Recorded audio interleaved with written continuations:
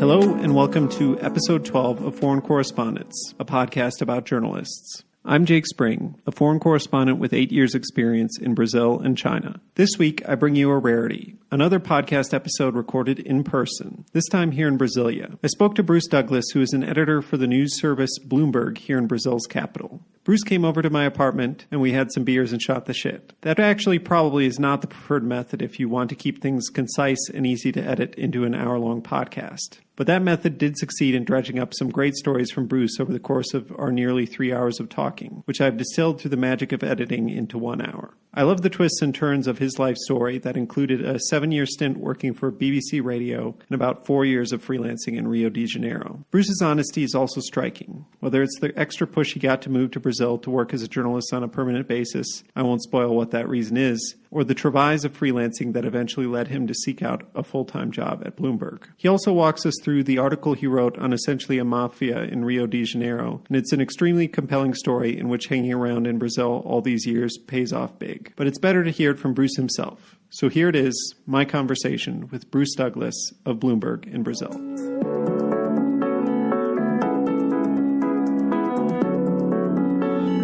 First, I should just say thanks a lot for coming on the podcast. I'm here with Bruce Douglas from Bloomberg, an editor here in Brasilia. Thanks for coming on the podcast. Thanks for having me. Tell me a little bit about what kind of week you've had. Has it been busy? A little bit about what stories you've been working on. Normally, we also say where you are, what time it is, but I guess we're recording in person in my apartment in Brasilia, the capital of Brazil, so I'll get that part of the way. It seems like it's been quite a busy week. Today I've been working on a story looking ahead to President Jair Bolsonaro's trip to the UN on Monday, if the doctors allow him to go after his surgery this week. So we've been sort of looking forward to what kind of speech we can expect from him. And then there's been, sort of other smaller stories kind of bubbling along. But I had to work on Sunday as well, so my brain's slightly frazzled by this point in the week. Only one more day to go and then a good sleep's in order. Sure. That's just a normal shift. It's not like something happened in there. Call Bruce, get him in here. No. Unfortunately, every 3 months or so, you have to do one of the weekend shifts. No, it was relatively quiet, although, again, I was on kind of Bolsonaro health watch. Senior editors are always paranoid that we're going to miss a death. And so it came to me to try and interpret this Talmudic approach to the hospital bulletin. When they say he's recovering and now enjoying a creamy diet, does that actually mean that he's dead and being propped up with some kind of elaborate gurney or something? Yeah, he's being fed through the nose. What are we supposed to make from that? Yeah. Normal? I had my boss saying, well, it doesn't sound good. What do you think? Because obviously Brazil has a history of lying about its president's health. I mean, I suspect that's probably true in most countries. But there's a famous example, I think, of Tancredo Neves, the first president, or would-be president, at the end of the military dictatorship, the first president to mark the kind of transition to democracy, who died just before taking office. And I think he died after his press spokesman had said, no, he's absolutely fine and will be recovering soon. So I think that haunts our coverage of Brazilian presidents' health. Sure. Obviously, we work in a similar environment. It hasn't been a very crazy week. Fair bit of news, but nothing out of the ordinary. Yeah, I think that's fair to say. There have been no big surprises. I think that's maybe partly because the president has been under the weather, so he hasn't been tweeting with his usual enthusiasm. That's true. So I think that's possibly allowed us to get off a bit more lightly than other weeks. Okay, cool. And then the podcast is pretty all-encompassing, so we start way, way back at the beginning. Where were you born? What was it like growing up there? And, tell us a little bit about your family, what your parents do, if you have brothers and sisters. I was born in Farnborough, which is basically a suburb of London, southeast London.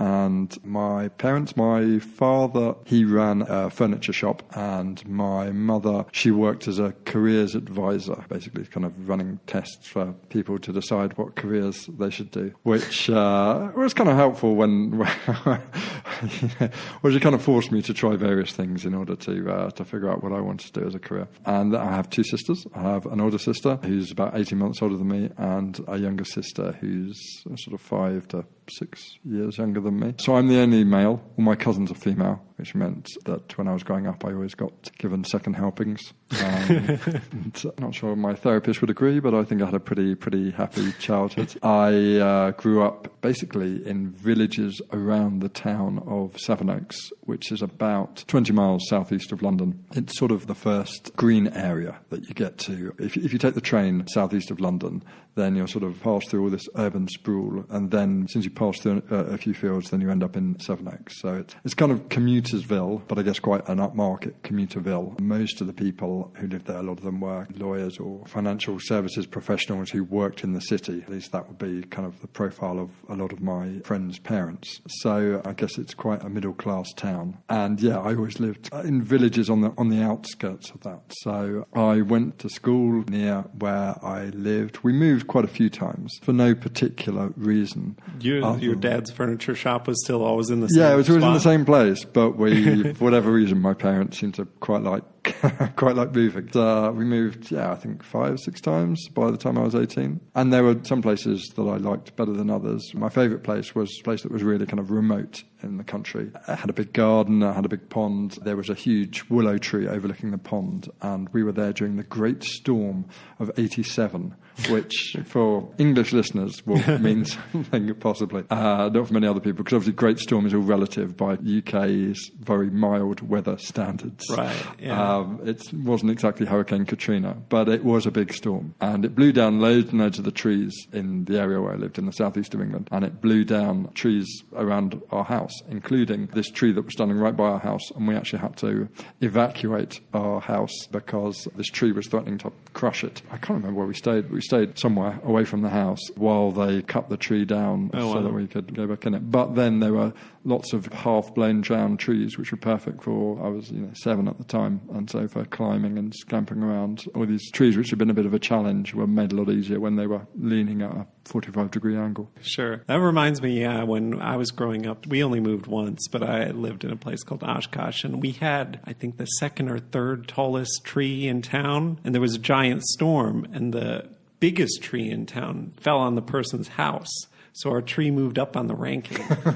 So then we were that much closer to having the claim to fame of the tallest tree in town. Wow. But, no, that's serious bragging rights. I'd say the name of my town is Sevenoaks, and that's named because it had 7 oaks there. And it's a town that dates from the 15th century. But in this great storm, 6 of the 7 oaks blew down. So then it became a sort of tedious joke that you'd sometimes meet other British people abroad. You'd say you were from Sevenoaks. I mean, it's not a very big town, but a few people had heard of it. And they'd make the joke that it was actually only 1 oaks. So yeah, sad times. Did you have to change schools every time you moved, or no? No, because they were, we moved a lot, but within quite a small area. So my dad's business, he ran this furniture shop, and the fortunes of the furniture shop were very much tied to the fortunes of the housing market. And because that goes up and down, isn't particularly stable, there'd be times we were flush and times that we were broke. So some of the moves were motivated either by success or by failure. So there's a mixture of downsizing and upsizing. And others, I remember the house that I really liked in the country, we moved from that because my mother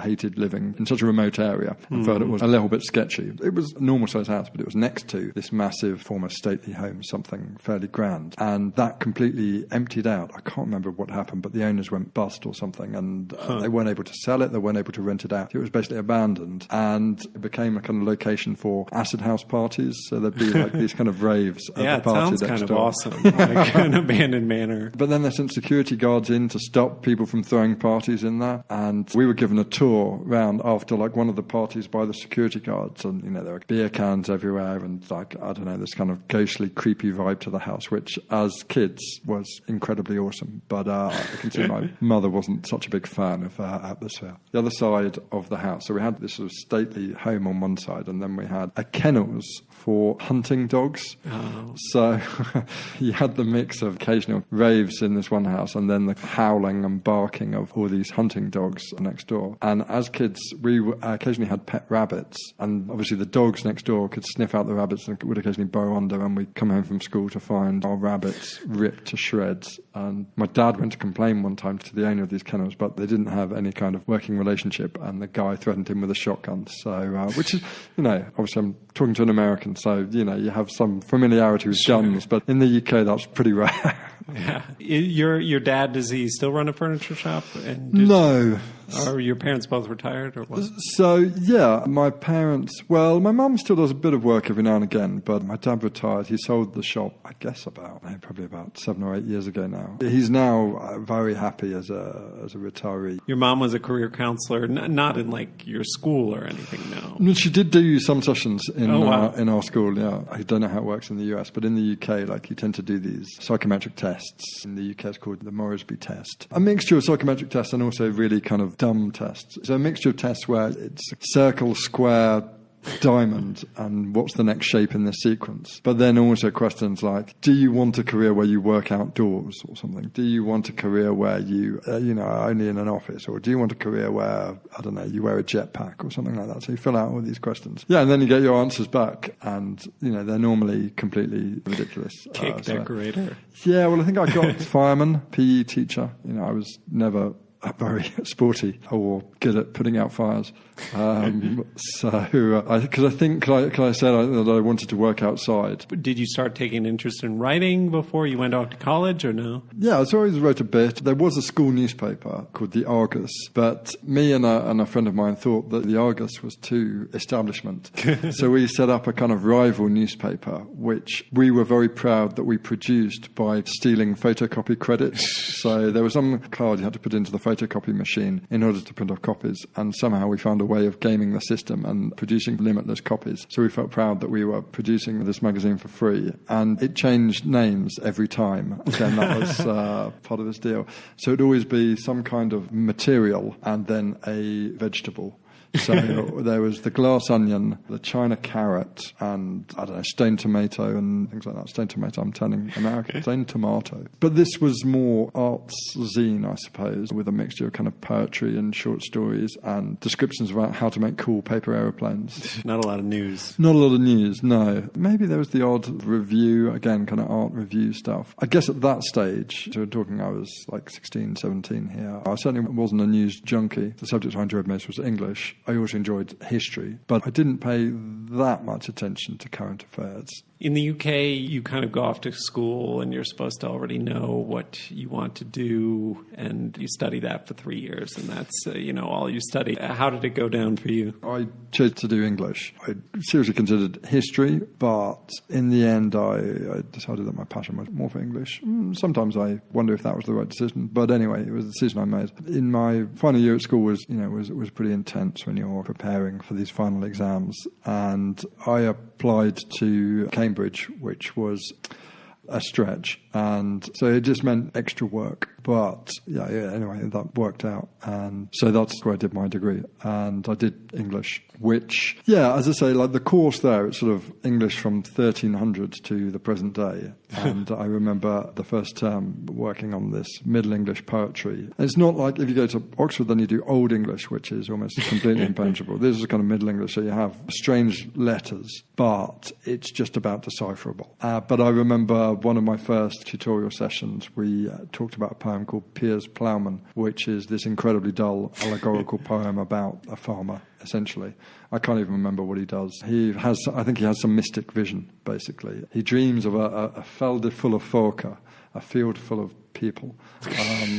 That's the first line, and that's all I can remember. But anyway, I made the mistake of telling my tutor that I didn't think this poem was very good, and he had the response, which was, I thought, a good response, and which has stayed with me, which is that he asked me what he felt was the failing in myself that meant I didn't appreciate this poem. Which I just thought was quite a good response. I mean, fair play. This poem has been around for 800 years, and I've just swanned up at the age of 18 and said it's a load of rubbish. So there, at what point does journalism happen for you? Is it more once you're done, or? I always wanted to be a writer, but I'd sort of dreamed of being a fiction writer. And when I took time off between school and university, I spent 9 months working in a pizzeria to earn the money to go travelling. During that time when I was working in the pizzeria, I was also trying to work on a novel. I was very, very heavily influenced by David Foster Wallace. I was kind of obsessed with Infinite Jest when I was that age. It was pretty kind of derivative stuff. It was that, and I used to love the Russians, so I used to read loads of Dostoevsky, and it was a kind of very ungainly sort of mashup of David Foster Wallace and Dostoevsky. And yeah, I mean, I think I abandoned it after about 50 pages or so. But anyway, that flame, has never quite been fully extinguished. Yeah, so there were various attempts to write. At Cambridge, I submitted a kind of creative writing paper. They had quite a good system whereby you could submit it. And if it was really good, then it could enhance your final mark. If it was terrible, then it wouldn't impact negatively. It wouldn't bring your grade down. I mean, I got an appalling grade for my creative writing piece, but yeah, as I say, luckily it didn't matter. Yeah, and then at the end of my second year, basically under pressure from my mother to find a summer job. The first summer I worked in the pizzeria again just to earn some money. The second one, she was determined that I'd do something career-wise. And so I applied for a job as an intern at the Tico Times, which is Costa Rica's leading English language newspaper. I think, in fact, Central America's leading language newspaper. And so I spent 3 months there in San Jose. How had you even heard of this place? I think it was through a friend who was thinking of applying but then didn't apply, or possibly through my mother and her careers advice contacts. But that was really great fun because I did a mix of news stories and culture stories. So I do one things about government program to encourage women in the Pacific coast of Guanacaste to take smear tests. And then I do something on some kind of classical music concert in the jungle or surfing in the Caribbean. It was great fun. I mean, it was, they paid $200 a month. I lived in the cheapest room, which was a converted sewer tank.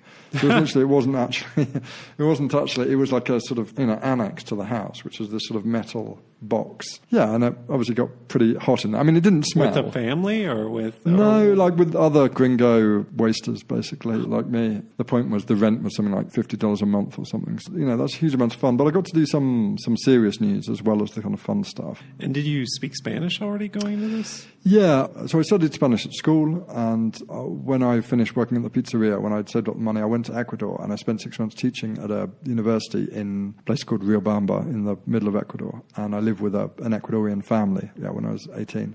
And so I spoke pretty good Spanish then. Yeah, I came home and did my final year of university. And then what happens? I'd vaguely thought about going into academia. I'd enjoyed doing my degree, and I thought, maybe I should do a master's in that. But then, I just started seriously considering journalism, and there was an interesting course at City University in London. It was then called periodical journalism, so kind of magazine journalism, long-form journalism. Oh, okay. And I signed up for that. I was accepted and did that for a year back in London. And that was my first time kind of living on my own in London and working on this course, which I really enjoyed. And I made good friends, which I'm still friends to this day. I feel like I didn't necessarily take full advantage of it because it felt less intense, the workload. From my undergraduate degree to doing this postgraduate degree, it felt kind of less intense. And lots of things were optional. So, for example, the shorthand class was 9 a.m. or something, and I decided that was too early for me. So I didn't do that, which, again, I regret now. But, yeah, I mean, that was, again, a good kind of taste for journalism, properly going out, pounding the pavement and expanding shoe leather and talking to ordinary people. There was also the sort of dull production side of it as well. So we learned how to use Quark, which I have no idea if it still exists. But I remember this.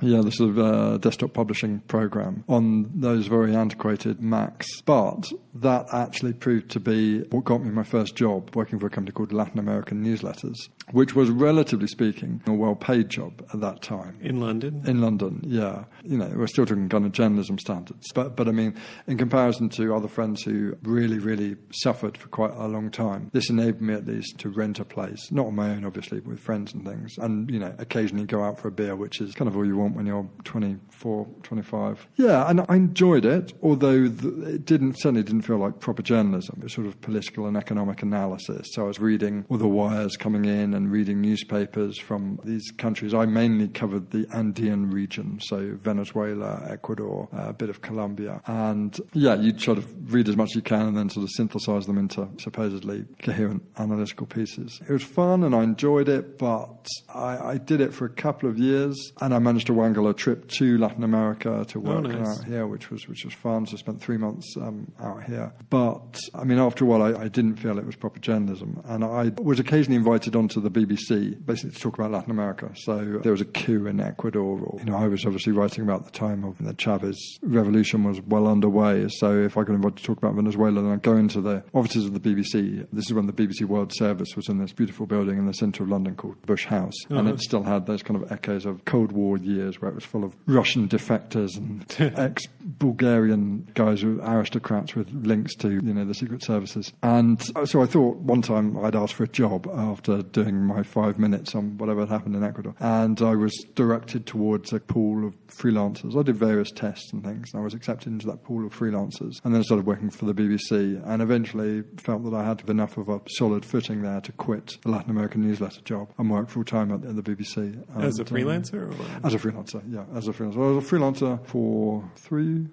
4 years, I think. There was always plenty of work, though obviously, it's pretty rubbish being a freelancer in terms of, not being able to kind of set your agenda. Obviously, you can set your agenda, but it takes time to establish yourself. And I always felt if someone called me and said, look, can you come in an hour's time? I felt that I could only say no a certain number of times before I'd be blacklisted. Sure. So, and also I worked at the BBC World Service then. It was 24-hour broadcasting, so I have to do quite a few night shifts as well. And yeah, I really hated I really hated night shifts. I didn't cope well with them at all. And then again, because you're a freelancer, so you might work through the night and then you might have to be back, if not the next morning, the next afternoon or something for another shift. So it was a good start, but I remember it was pretty daunting when you began, because your first sort of shift, somebody tells you, okay, phone up the Botswanan foreign minister to find out what's going on. Initially, you sort of thought, well, who am I to phone up the Botswanan foreign minister or whatever? And it took a few shifts to realise that you're not phoning as Bruce Douglas, but you're phoning as the BBC. And the name, the BBC, obviously helped to open doors, certainly in a way that working for Latin American newsletters had never opened doors. So, but what format? You were writing, or was sorry? This so radio, this is radio. This is radio. Yeah, okay, this is BBC World Service Radio. So we're working on a production desk of maybe 8 people at most, I guess, plus the presenter. And you'd spend an hour reading in the morning, reading newspapers, looking at websites. Then you'd have an editorial meeting and decide on a rough format. The stories you're going to tell and how you're going to tell them. And then you'd basically feverishly bash the phones until you could put together a program. And it's intense, because obviously you can't, with radio, there's no flexibility. When a program is live, it's live. If the call goes down, that's the end of the segment. What are you going to do to fill the silence? Would you go on air? Rarely. As I say, I was mainly a producer. Sometimes, of course, you do, particularly at the World Service, where you have lots of foreign language clips. I might be the voice of Saddam Hussein or something, but that's great. But yeah, I didn't go on air as myself very often. No, I don't think I went on at all at that stage. Maybe there'd be something like, I remember I was there during the financial crisis and when Lehman Brothers went down, and I was sent out to get some clips. So it'd just be a bit of kind of vox poppery with my voice attached. But yeah, for the most part, I was just kind of behind the scenes. And I did that for a few years, and I was getting pretty frustrated with it when I started working for Radio 4, which is the domestic service in the UK. And I felt that was a kind of a lot more rigorous, basically. I felt that there was more money, more investment, more resources at Radio 4. And I just felt the people who worked in it were a bit more serious. And so I kind of moved to Radio 4. I had been thinking about quitting journalism, but when I moved to Radio 4, I started to really enjoy that, and I felt that the programmes were serious and that there was enough time to do a decent job, rather than I felt with the World Service you're often desperately scrambling to just put a programme together. If you managed to get someone who was semi-coherent, spoke half-decent English, and their phone line wasn't too terrible, then you'd be satisfied with that. Whereas I felt the bar was set quite a bit higher at Radio 4, and I really enjoyed it. Oh, but also the point I should make was that at the World Service, there was never a chance of me getting a staff contract. When I moved to Radio 4, after not so long, I got a staff contract, which made my life a lot easier. And, it just means you can start to vaguely, not that I've ever managed to do this, but in theory, plan your life financially and know, how much money you're getting each month, and therefore what you can afford in terms of rent or food or going out. So how many years were you at the BBC, and where did you move from there? So in total, I was there 7 years. So 3 years at the World Service and then basically 4 years at Radio 4. By the end of my time there, I was a senior broadcast journalist, which meant I was output editing some of the programmes, which is kind of being in charge of a team of 10 people and deciding what the programme of that day is going to be. Yeah, that's pretty cool. It was cool, incredibly stressful, but fun. but fun. I mean, I had supervised people, who would lean over the buttons and tell me what I was doing wrong. But in theory, it was your show. Yeah, I would have stayed for longer. I'd always had a hankering, though, to work as a foreign correspondent in Latin America. And this Latin American newsletter job didn't quite scratch that itch. Sure. I didn't feel like it was the real thing. After about 7 years at the BBC, and after I was staff, relatively rare to get staff contracts, but after I was kind of embedded there, I asked for 3 months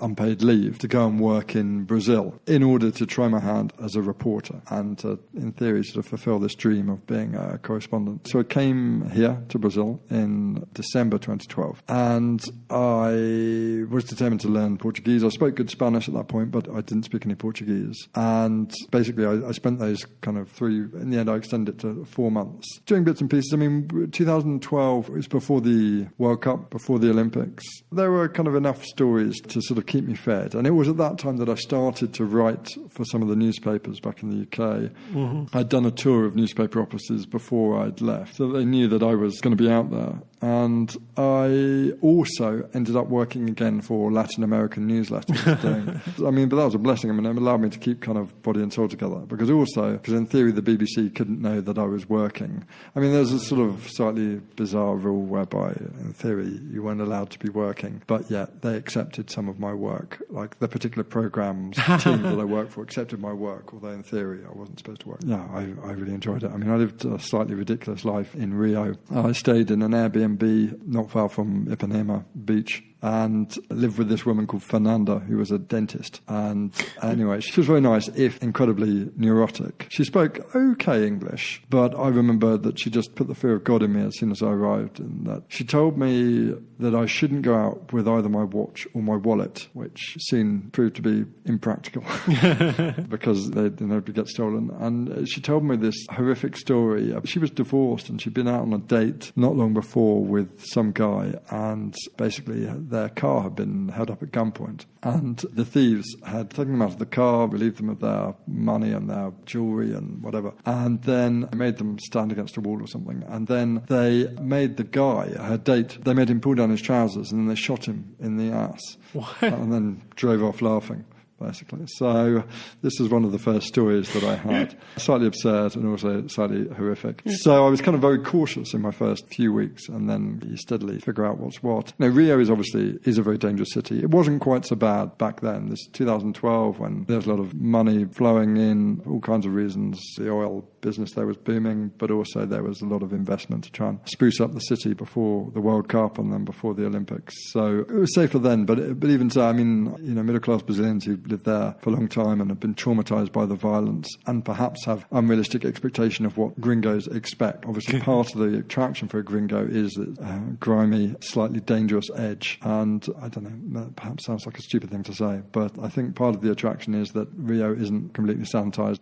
But it was during this period where I met Amanda, who's now my common law wife, where we have an union estável, if not an actual marriage certificate. We met via a dating app, which I'm not allowed to say. Our story is that we actually met in a bar. We'd only spent 6 weeks or so together. When I had to go back to the UK, I asked for an extension, but my boss said, no, you've got to come back if you still want a job. So I went back, and anyway, then a couple of weeks later, she got in touch with me to tell me that she was pregnant. So then I had to figure out what to do about that. It was a fairly kind of intense decision-making process. There was my paranoid dentist friend, Fernanda, was convinced that it was some kind of golpe, some kind of fast run, basically. That was a typical Brazilian woman's move to lock down the gringo. Yeah, exactly, not on the gringo. And it may well have been, but here we are now, 7 years later, still together with one more son to the mix. So after some intense, heartfelt discussions, I decided to quit my job at the BBC and come back to Brazil. And that was motivated not just by a sense of paternal responsibility, but also because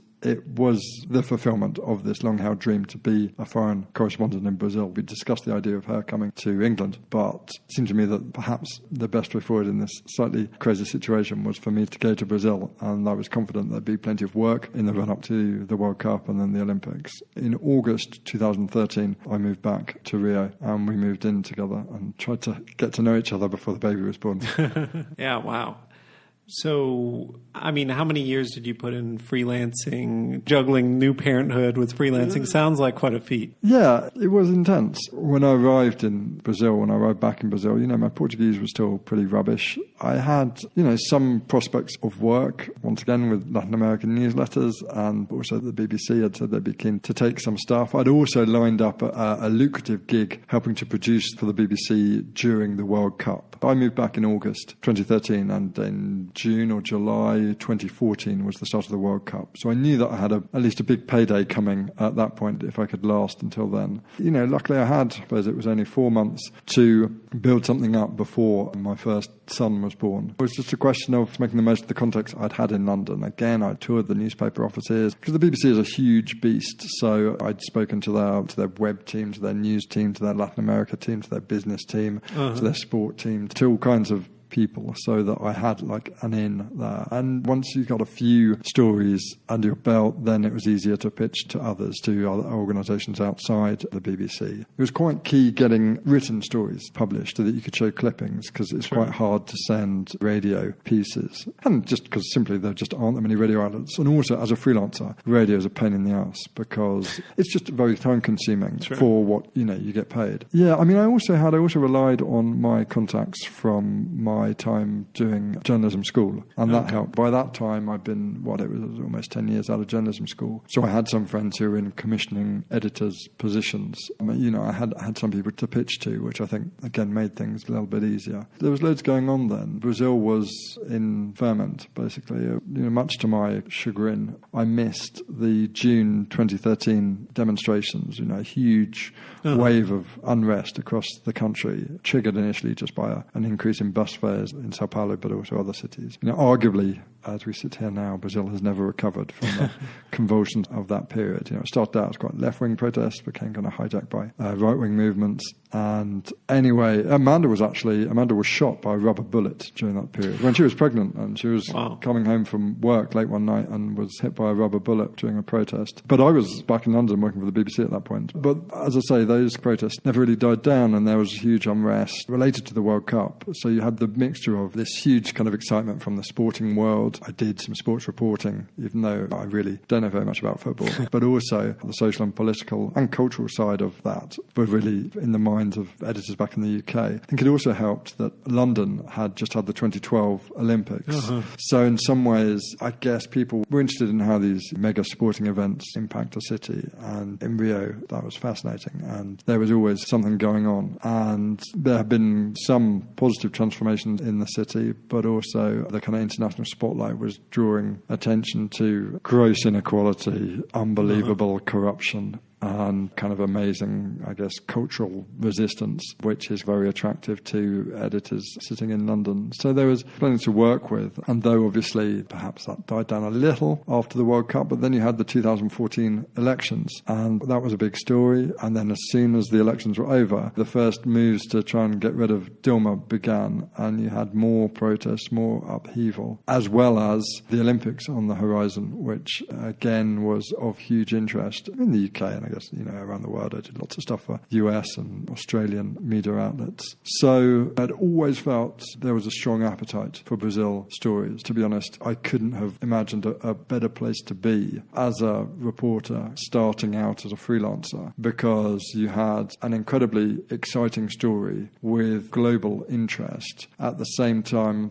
Brazil is a very open society where you can speak to all kinds of people without, strange men in long overcoats kind of watching you. You have people, officials, who often speak to you more than they should. Brazilians' natural outspokenness, I think, sometimes probably does them more harm than good when talking to the media, but it makes for sort of fantastic copy. And it's also a very pleasant place to live. I have my issues with Brazil, and I've always had. It's a very challenging and frustrating place at times, but there is also a certain undeniable charm about the place and a certain kind of ease of interactions with people that makes it a really wonderful place to be a journalist. And I think that being a gringo here, you're treated with a degree of respect and warmth which obviously you don't deserve, but which makes the work of being a journalist here, really, really, really good fun. And to be honest, relatively easy. I think you compare, I imagine that working somewhere like Russia or China is a lot harder than working in Brazil. Brazil, even with a relatively small amount of Portuguese, you can do good work. Definitely. I mean, in China, I had stints as a freelancer. It was a different vibe, to be sure. I mean, we didn't talk to government officials. Although I found, like, becoming a full-time reporter, you also don't really talk to that many officials. They just don't want to talk to you there. But do ordinary people speak to you openly, or is it hard to... Yeah, it depends on the topic. I mean, in person-to-person relations, like, nobody has a problem expressing opinion. People are only worried about getting in bigger trouble. So it's like, yeah, I mean, I remember I took a year off to study Chinese, and I did a journalism independent. You could do an independent study and whatever. I was doing a language program, and my teacher was like, go out and ask 100 people what they think about the one-child policy or two-child policy, because it was changing at that time, where, like, I think it was starting to loosen where if two people were only children and they got together, then they could have two children. But if you came from a multi-child family, then you couldn't. And, you know, I stood outside in the bitter cold outside of the subway, and, I mean, I would say a lot of people snub you, but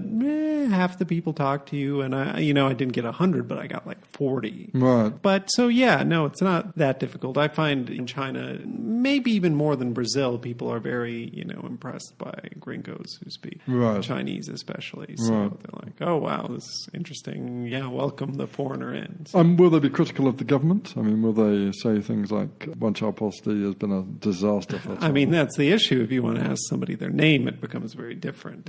Like, they're fine to criticize the government anonymously, but it's not like, I mean, obviously bad things can happen to you speaking out, and it's not the kind of civic thing in the U.S. where, like, people are like, yeah, put my name on that. I stand by this. Obviously, there's tons of stuff we could talk about. Maybe, just to talk about how you got from being a freelancer to being at your job now. Essentially, this was 2016. And, well, I was worried that after the Olympics, that work as a freelancer was going to kind of drop off a cliff. I'd felt I'd had a good 3.5 years in Rio with plenty of international interest. My fear was that really wasn't going to be sustained after the Olympics. And there were various other things also at stake. I mean, Amanda was keen to leave Rio. I was pretty keen to leave Rio. The place had, started to lose its appeal for me. And this was already before the Olympics happened, or? Yeah, this was already before the Olympics. I mean, the other thing was, we were living in a lovely house, which was way too expensive. You can see there's a certain kind of pattern in my rental arrangements. But basically, we moved there when I was still earning in pounds, and the pound was incredibly strong. This is,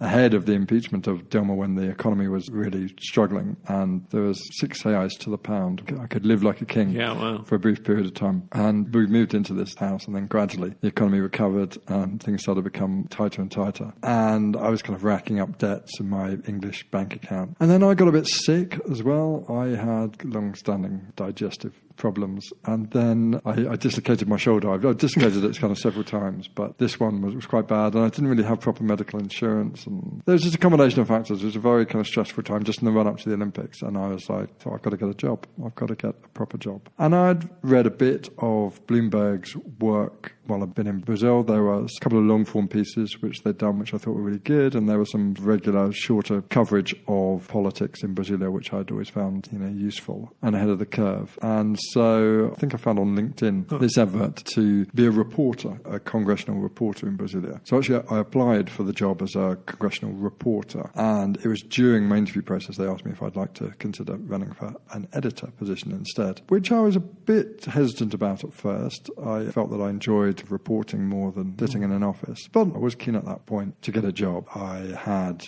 a family to support, a growing boy. Although I'd been earning well in the previous years as a freelancer, you had the kind of double uncertainty of never knowing how much you were going to earn and then how much that was going to be worth, because currency was so volatile. So I was keen to have a fixed income and create a little bit of stability for the family. I guess I didn't know a huge amount about Bloomberg at that stage. I had a couple of friends who worked for it. I'd actually looked into working for Bloomberg probably a kind of decade earlier by, this was back in London, but sort of put off by the very heavy emphasis on the word of finance. But I got the impression, which has been borne out by my experience, that Bloomberg was, obviously its core competency remains the word of finance and investment and big money, but it also is expanding in a more generalized direction to become a news service that covers a broader range of things than that. And I always enjoyed writing about the soap opera of Brazilian politics. And so I applied for this job. The application and the hiring process was very, very protracted, very tedious. I mean, I can't remember how many. I think I had something like 7 interviews, and I think it was over 4 months. And it meant moving to Brasilia, which, I mean, I knew Brasilia a little bit. I had a couple of friends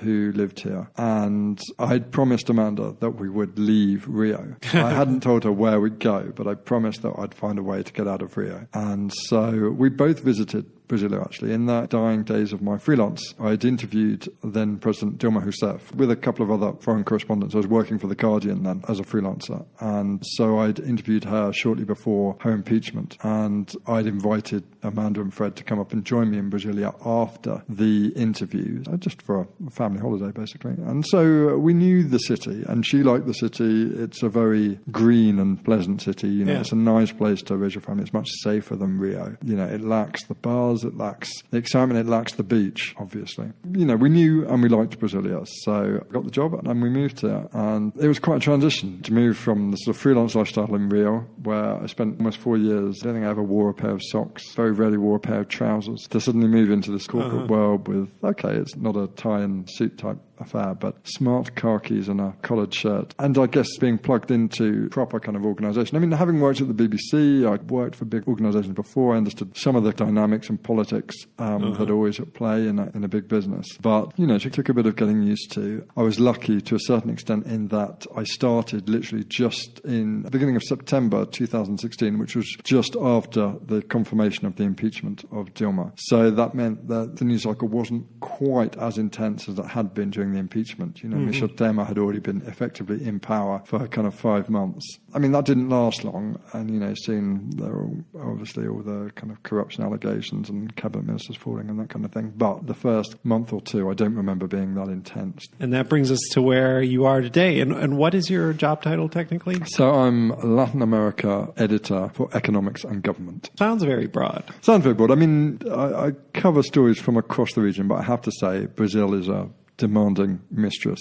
So I'd say, 85% of my time is probably spent on Brazil. The way it shakes down, I tend to work more with the reporters who focus on politics. So I tend to work more with the reporters who are either in Congress or at the presidency. I tend to do more politics than economics, although it's obviously impossible to completely separate the two, and I do a lot of economic stuff as well. But the way it's kind of shaken down over the years is politics stories from Brazil tend to pass through my hands. Obviously, there are bigger stories in the world than Brazil, but within Brazil, I mean, that move from Rio to Brasilia, the story of Brazil, the most interesting things that are happening in Brazil from a news perspective, moved from Rio to Brasilia at about the time I did, arguably even slightly before. I think the main kind of drama in the country has been here for the last 3 years, so, you know, it's been a good place to be. So the next segment of the show, we usually talk about a story or two that you've done that you're proud of, walking us through from the idea stage to how you report it out to writing, publishing, reaction, yada, yada. I don't know if you have one in mind, but... The story that I'm proudest of is probably a story I did this year. It was a story on militias in Rio, and it's a story which probably isn't core Bloomberg, but I managed to persuade an editor to look into it, and it was published in the Business Week magazine, which is the kind of, that's where you hope your stories will end up in the Bloomberg universe. That means it's reached as wide an audience as it's going to. And this, I guess the reason that I'm proud of it is because it's sort of the fruit of many years of being in Brazil. Essentially, I went to a town called Itaboraí about 4 years ago for the first time, 2015. And the reason I went to this town when I was still living in Rio, this is a town on the outskirts of Rio. The reason I went there is because it had become the sort of symbol of Petrobras' downfall and the Lava Jato, the car wash corruption scheme. Basically, this was a town where President Lula had laid the foundation stone of a massive petrochemical complex, which was to be the largest petrochemical project in the Americas, because Brazil produces a lot of oil but doesn't refine a lot of it, which means that it loses a lot of money. And this petrochemical plant was supposed to be one way of addressing that issue. And so huge amounts of money were poured into this town, and it became a real boom town where very smart, slick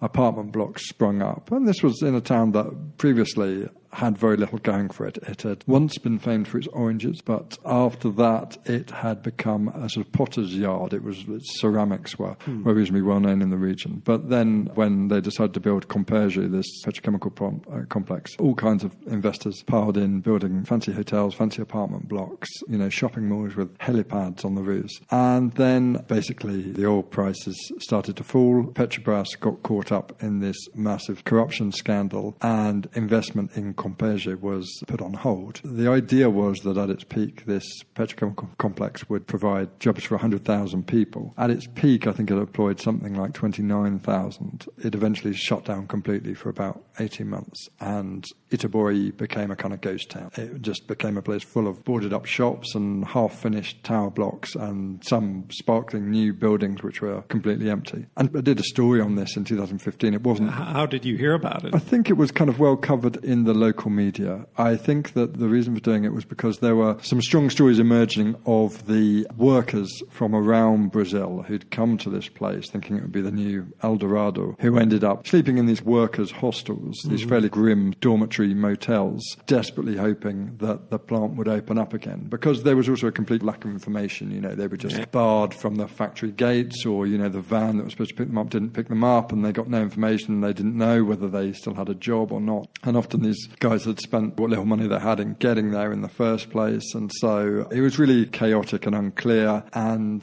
these guys were the real symbol of Brazil's plunge into its deepest recession on record. I did a couple of stories on it for various different outlets. I did one big piece for Foreign Policy magazine, and I did a piece for the BBC. And this piece for the BBC, I actually worked as a producer on a film, and I spent a week in Itaboraí. Basically, it was a documentary film, about 15 minutes in length or so. But I had just quite a high budget. I mean, they flew out a director and a very talented cameraman from London. I helped produce the piece, so find the sort of characters that we were going to tell the story through. One of the characters was this guy called Sergio, who was a welder who had worked at the plant but then had been laid off. He was a father of two young girls, and he was just struggling. He was also an evangelical pastor. He was an interesting character who was very forthright and who communicated well, I guess, the sort of tragedy of this economic collapse. Anyway, I spent a week filming there, and I spent quite a lot of time with this guy Sergio. And as you do, we became friends on Facebook, and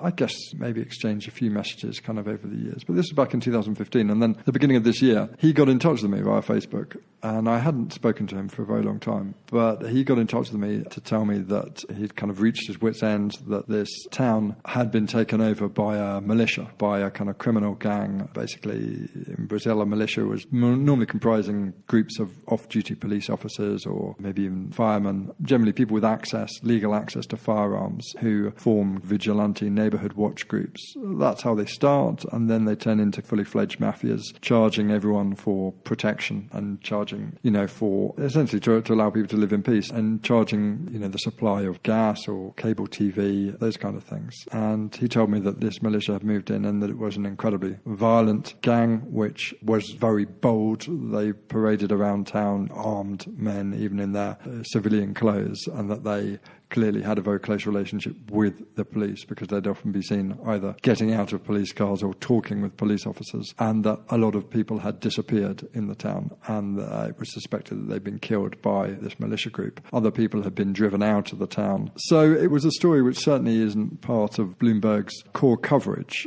But there was one element of it which kind of interested me, all of it interested me, but one element which I thought I could use as a pitch for Bloomberg, and that was this guy Sergio telling me that this militia had started to charge for jobs at Comperge, at the petrochemical plant, that it had just started back up, and there were a handful of jobs there. I mean, a little over 1,000 jobs there. As I say, it was originally meant to employ up to 100,000, but a sort of trickle of jobs on the kind of basic maintenance, and that this militia was charging basically people for the jobs there. The scheme was that if you wanted a job there, then you had to agree to surrender a certain percentage of your salary to this gang. And so I thought that was a sort of Bloomberg way into the story. And so essentially over the course of several months, I just exchanged a lot of WhatsApp messages with Sergio and then with other guys. He was part of a kind of group of concerned citizens who would send me, horrific stuff of basically graphic images of sort of dead bodies of residents who've been killed and testimony from people who were talking about just the kind of brazen attitude of this militia and how they acted completely without fear of any kind of repercussion from the authorities, and how their attempts to raise police interest in this matter had fallen completely on deaf ears, and that's why they were turning to the media in a somewhat desperate last attempt to figure things out. And so I tried to sort of piece together certain things. There was a lot of confusing information. A lot of these people weren't necessarily particularly literate, so I got these pretty confusing text messages, and the way the network worked was also pretty unclear exactly who was in charge, how exactly they were extorting people. It took a while for that to become clear to me. There was essentially the wife of someone who had been jailed for a quadruple homicide who was working at the employment office, who was the woman apparently commanding this scheme to charge for jobs, and was then passing on the money to her husband in jail. And there was a bit of detective work that involved me just scouring LinkedIn and Facebook and trying to identify these people and figuring out their relationship. There was political connections as well at the mayor's office, which also controls the employment office. And when I felt that I had a rough idea in mind and I felt that this testimony appeared pretty compelling, I went there, and it was an interesting experience just because I'd been there 3 years previously. It was a pretty depressing sight then. I guess it was even more depressing now. People would not speak openly about this stuff. The day before I went to Itaboraí, I spoke to some people who Sergio had put me in contact with. They came to the office and I spoke to this couple who, they'd been charged a security tax on top of their rent. This couple had a house and had a little bar, and at some point they were unable to pay for their security tax. And so this guy was beaten up in front of his kids and then sent packing out of his house, just the clothes on his back, and told that if he came back he would be killed. And so I had some compelling testimony. And then a colleague of mine who works in Rio, who had good contacts with the organised crime unit of the federal police, also got some very interesting court documents related to some of the cases they were trying to bring against alleged ringleaders in Itaboraí. In very kind of graphic testimony of the kind of violence that they used and what their main income streams were, one of which was contraband cigarettes, actually. So one of the ways that you can identify the presence of a militia in a Rio neighbourhood is if they have cigarettes labelled gift. Gift cigarettes actually come from Paraguay, and they're illegally smuggled over the border, and they tend to be kind of signature or a symbol of militia dominance. We spent some time in Itaboraí. It was somewhere where I didn't feel completely comfortable, but at the same time I wouldn't want to exaggerate the danger. I think that one of the advantages of being a gringo in Brazil is it gives you a degree of immunity which I don't think, to be honest, Brazilian journalists have. Brazil is clearly a very dangerous place for local journalists who disturb powerful local interests. I think that the fact of being a foreigner here, I guess, allows you sometimes to go to places where it would probably be foolish for a local reporter to go. And essentially we put together this story based on, some kind of on-the-record testimony, a lot of off-the-record testimony from people whose stories we had to work hard to verify, and then from police detective statements. And we published this story, and soon after this story broke, there was a huge police raid on the town, and they arrested about 50 people. They discovered a clandestine cemetery where there were around 50 bodies, people who've been disappeared. I mean, we confirmed some of the anecdotes about disappearances and deaths through looking at some of the police statistics over the previous year. I got messages from some of the people I'd spoken to in the town who said that the report made a difference, that it brought attention to this issue. Clearly, the police were studying this prior to our arrival on the scene, and their investigation was well advanced, which is why they were able to give us some kind of interesting information. I don't know if it helped push this up the police's agenda, but it felt like it was a worthwhile and impactful piece of journalism. I would just say, as a kind of postscript to that in the last month or so, the story was published in April, and I think the police raid was in early May. And as I say, they arrested about 50 people. But I have just heard in the last kind of month or so that basically the militia has started operating in force again in Itaboraí. So although there was a temporary sort of cessation in hostilities, it now appears that things are starting to slide back. It just goes to show how kind of ingrained this issue is in Brazil. And the current political climate is one in which police officers can do no wrong, or the forces of law and order can do no wrong. And the government here wants to change the law to ensure that police are not prosecuted prosecuted for killing people. But in many areas of the country, the police are arguably the greatest threat to residents, albeit in their uniformed guise when they're on the day job or when they're, in theory, off duty and providing these shady security services, but basically operating as a mafia. Wow, sounds like a great story, and definitely that's where being in Brazil for a long time pays off. And the fact that you'd reported about this place and you had all that knowledge, I'm sure any number of times sources get in touch with me about some bullshit or other, but never has it paid off big like that, you know? Okay, so the next part is the lightning round, where I'm going to ask you a series of faster questions. Do you feel ready? Yeah, okay. Well, now I feel on edge, but yeah, let's go for it. The first one, walk me through how you start your morning. I normally woken at around about 6 a.m. by either my baby or my 5-year-old boy, who often kind of walks in. He doesn't say this anymore, but he used to come up and say, supper time. He doesn't say that anymore. He normally wants to know, is it Saturday? Because he knows that he's allowed to watch TV on a Saturday. He's not allowed to watch it on any other day. So that's normally how I start the day. Make a boiled egg for me and the older boy. And it's normally a kind of gentle start to the morning. There are times when I go to the gym bright and early before things get crazy. So sometimes I go as early as 6 o'clock, though that's pretty rare. But normally if I don't go early, then I don't go at all. So yeah, that's how I start my day. I don't have to be in the office until 11 o'clock these days. So I have a little bit of, which is quite civilized. But do you normally start looking at the news right away? Or? Normally one of the first things I look at will be Twitter. So just see everything big has happened on Twitter. Then I'll look at my work emails. And then if I've got a bit of time after that, I might scroll through the main Brazilian papers to see if there's anything big that I might want to tweet about or that I might want to think about for doing a story. Normally turn on the radio. I listen to CBN, which isn't very good, but somehow it's... Reporter, CBN. Yeah, which somehow it's got stuck on our dial and I haven't found a way of changing it. Amanda quite likes it, but I tend to find it a bit irritating, to be honest. And then what is a must-read publication that you look at almost every day, and it can't be Bloomberg?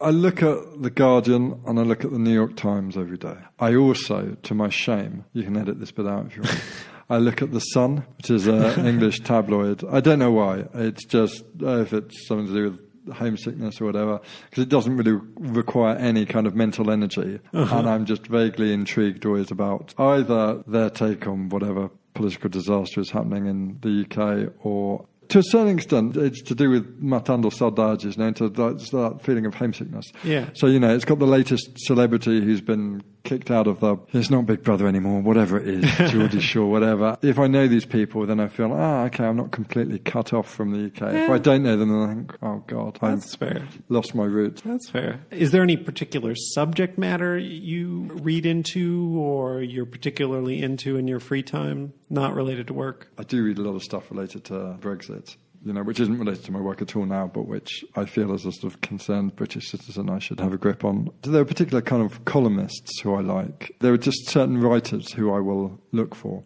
I mean, my favourite columnist to read, this is for fun, is Marina Hyde, who writes for The Guardian, and she is just very, very, very funny. And is brilliant on Brexit and on kind of UK celebrity culture. In The Guardian, I was like Jonathan Friedland. He's a kind of serious thinker, but I think he always writes in a very clear, engaging way. At the opposite end of the spectrum, I do enjoy reading Rod Liddell, who writes for The Spectator. He's pretty far right. He's some of his stuff is quite hard to stomach, but it's always kind of engagingly written. And part of it is the fact that he is almost beyond the pale. I don't know if it gives me some kind of sort of illicit thrill or something. I think he's certainly provocative in an interesting way. I'm not sure if any of those will be kind of comprehensible to a US audience. What is the best journalistic piece that you've consumed lately? I think one of the best pieces that I've read recently is by William Langerschweich. I think that's how you pronounce his name. He's a former airline pilot who's written a bit about basically airline disasters. And he wrote a fantastic piece for The Atlantic about the disappearance of the Malaysian flight. Again, I can't remember the number of the flight. MH370, the one that was never found? MH370, yeah. He wrote a very, very comprehensive and compelling piece about that.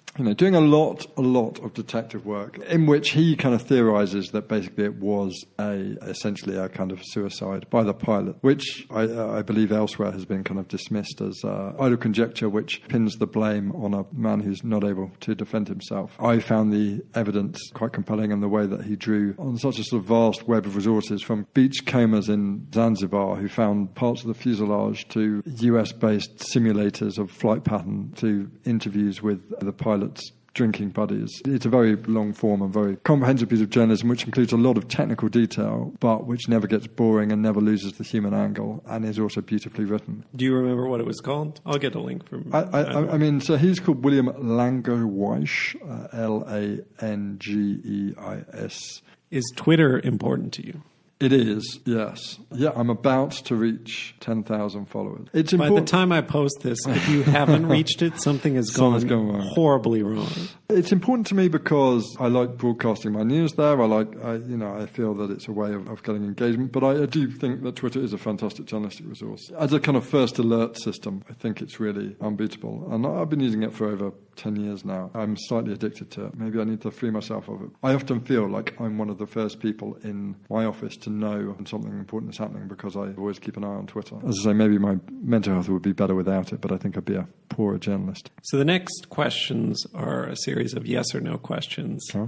Glenn Greenwald, yes or no? Yes. Care to expand? I understand that people have an issue with activist journalism. I strongly disagree. He said at a recent testimony hearing that it was a lie that kind of journalists could be objective. There was always some bias there. I mean, obviously we're all human and we fail, but I think still the strive for objectivity is a good thing. I think that his background as a lawyer means that he's more concerned with winning arguments than he is necessarily in getting to the truth. But I think he's done some very, very important journalistic work. And while I kind of disagree with all of his politics and I disagree with his insistence on completely blurring the line between activism and journalism, I think the world would be a poorer place without his journalistic efforts. Vice Media, yes or no? No. I've written for Vice, so maybe I shouldn't say that. But I have written for Vice, yeah. I've heard horror stories. Yeah, I mean, I've only done maybe 2 or 3 articles, and it wasn't too painful, and I got paid more or less on time, I think. There was that piece. I mean, obviously, they were the first people to do that in Charlotte. That documentary they did about was pretty impressive. But the style of it, the kind of, I don't know, I took acid and ate my own poo or whatever, there's only so much you can take. Very, very small doses, I suspect. So is that a yes or no? Oh, God. No, I'm going to give it a begrudging yes, because, the more the merrier in the media ecosystem, I tend to feel. WikiLeaks, yes or no? Yes. I mean, a heavily caveated yes. I mean, again, I think Julian Assange is a deeply problematic person. I think WikiLeaks has been highly irresponsible in a lot of the publication of this stuff. But I guess I'm to err on the side of stuff which powerful people want suppressed getting into the public domain. I mean, ultimately, I'm in favour of that. And I think probably you're going to possibly do some damage along the way. But I think the kind of ultimate goal of ensuring that powerful actors, individuals or states are somehow held accountable for their actions, I think is a good thing. The Wire Season 5, yes or no? No. If you've seen it. No.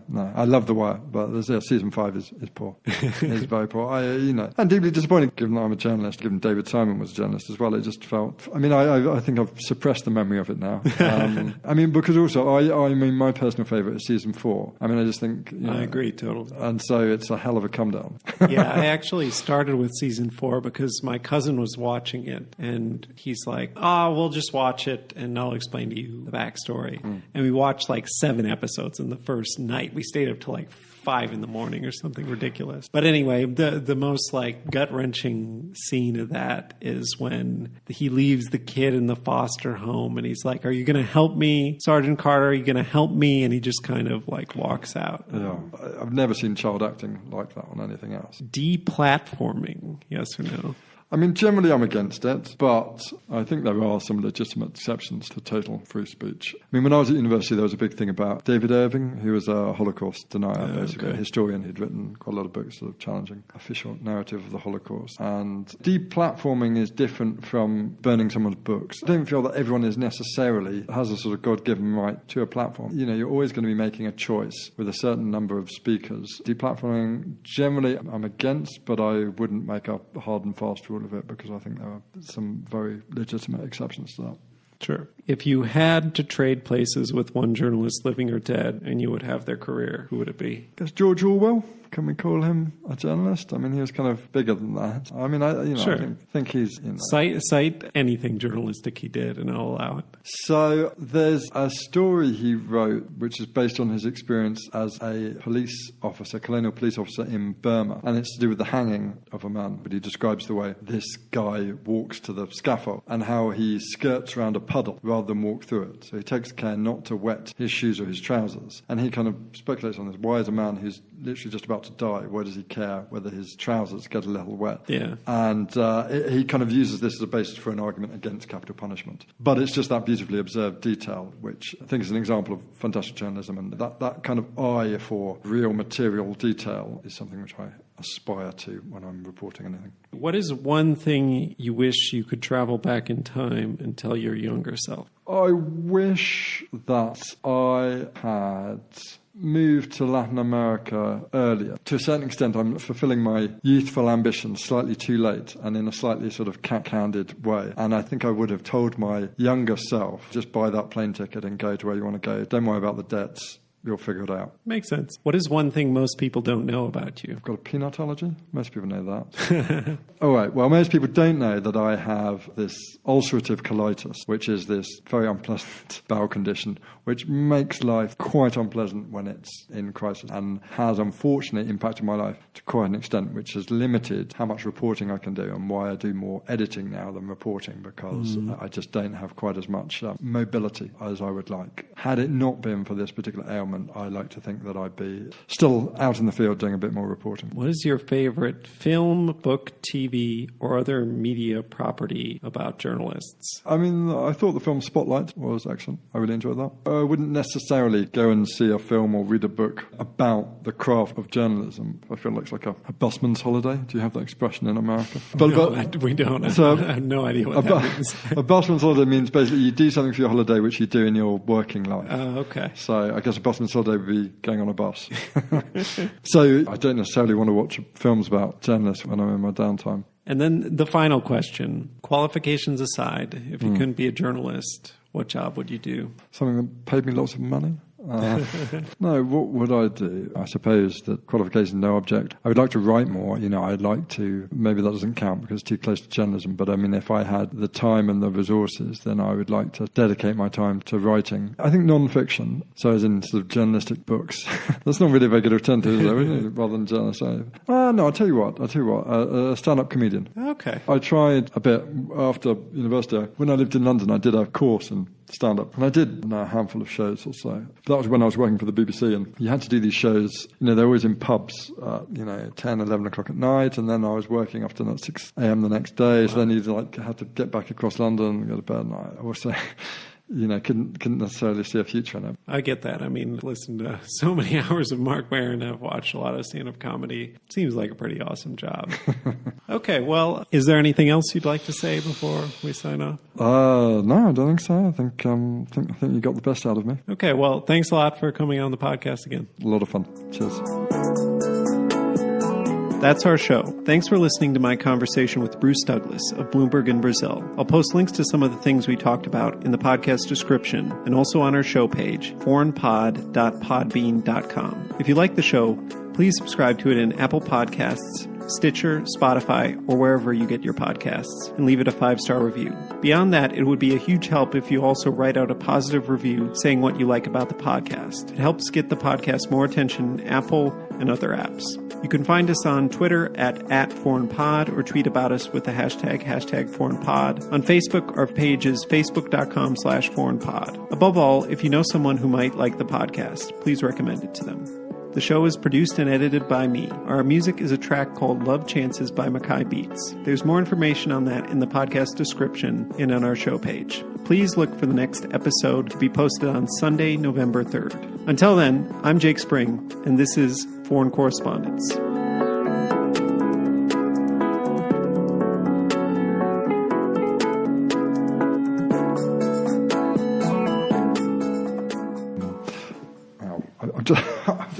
I just think I got a splinter in my foot. Well, that makes sense. I mean, this place was built in 1960. I would be surprised if the floor has been repaired at all. Our landlord is absentee and kind of an asshole. So,